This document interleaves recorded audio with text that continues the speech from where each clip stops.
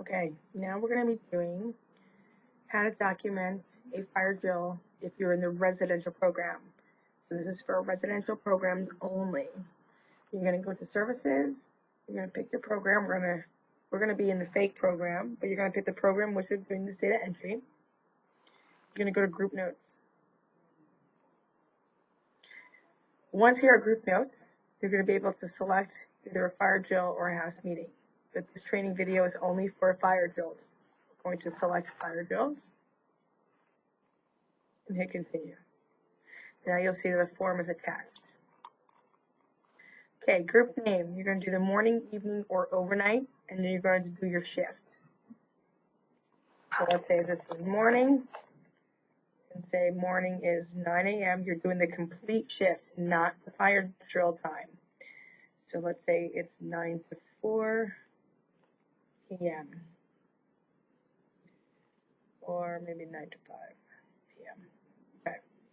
Now this is not, I'm not saying this is specifically what time you have to enter it in. You have to enter in your shift, right? So morning shift, whatever start and end time that is.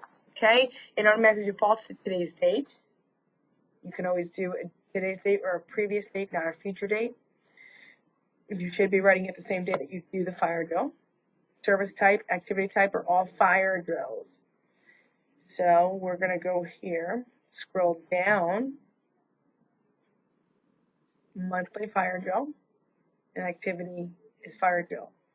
It's got to have, if you're doing the fire drill report, you have the monthly fire drill and the fire drill. I know it's very redundant, but it's redundant for a reason. That's the activity. We're doing a fire drill. Location is the program site, and you're going to indicate everybody who was present. Let's just pretend there was only 3 people enrolled in this program, so we don't have to select all because it's a lot to write. So you have these 3 individuals who are enrolled in the fake program, but you would select everybody who was there at the time of the fire drill. Type of drill. Okay, this is when you're doing your monthly drill. Your monthly drill is always unannounced. The reason why it's unannounced is because it is your monthly fire drill. It's what you're doing every month with the individuals. Unannounced. Okay, resident, present, level of assistance needed. You don't have to write their full names. Their full names are up here. Okay. So you just have to write the individual names, the first name. Let me bring this down a little bit so I can see the names at the same time. Because this is training, you would know the individuals. So this is, let's say, was independent, and Zim was verbal prompts, and Bilbo was also verbal prompts. Okay. Here it indicates, it tells you what these initials stand for. Okay, be mindful of what you're selecting. Be careful you're not selecting something that's inaccurate. Write down the actual level of support they needed to evacuate. Staff present, you're naming everybody who was present.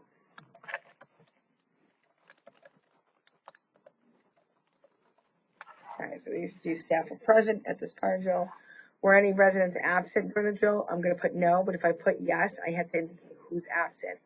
Again, if I say yes, there was a resident that was absent, I have to indicate who was absent. But it's no, so I don't have to write anything here. Simulated fire location. Where was the fire location? Where was the location of the fire? Let's say it was in the kitchen. Exit or exits used. Notice you have the S there. Right? All exits used in the drill. If multiple exits are used, indicate which resident and staff used each exit. It's okay to use more than one. Just make sure they don't go through the point of fire. It's really important that we do not go through the point of fire.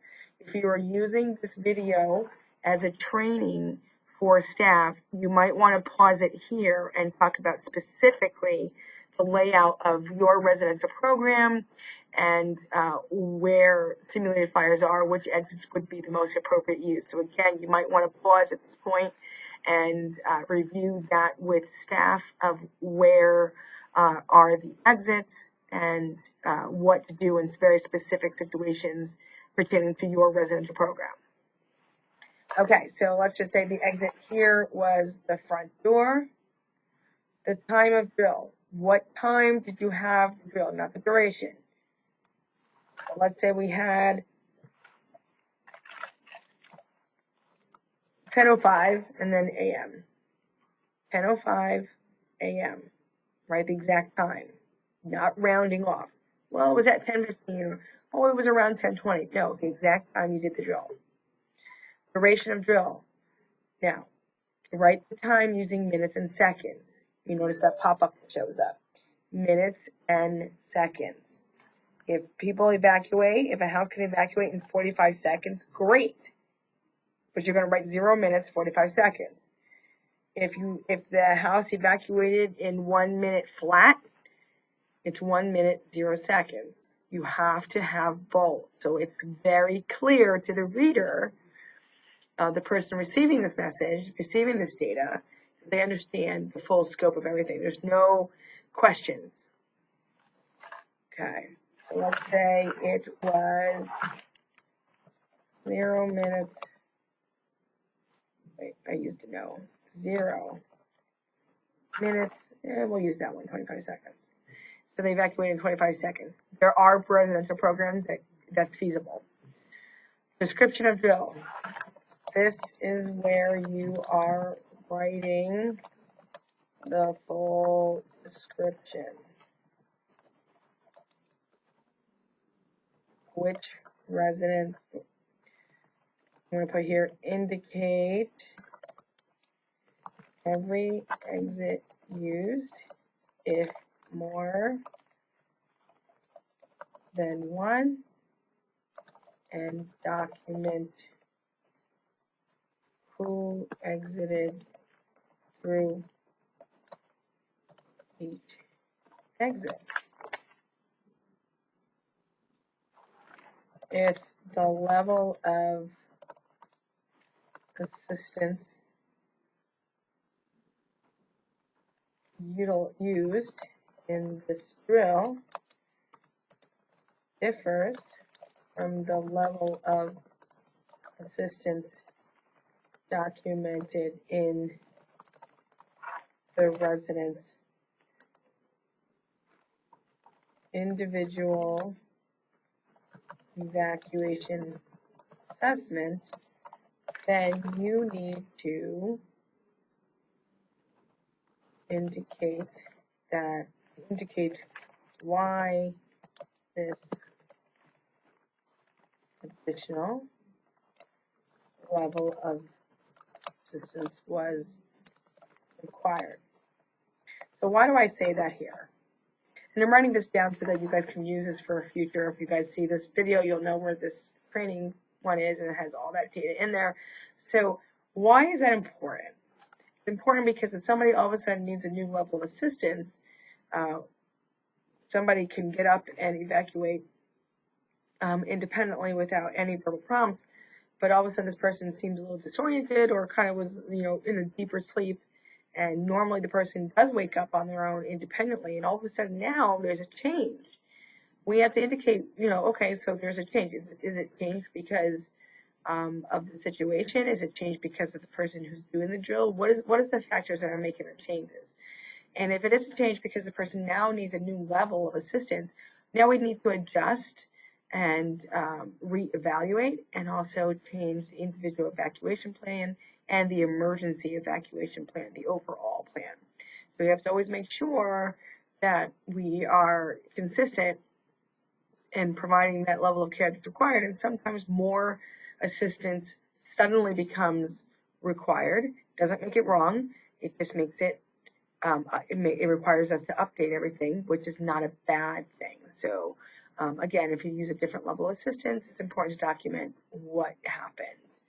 Okay, the other thing here too,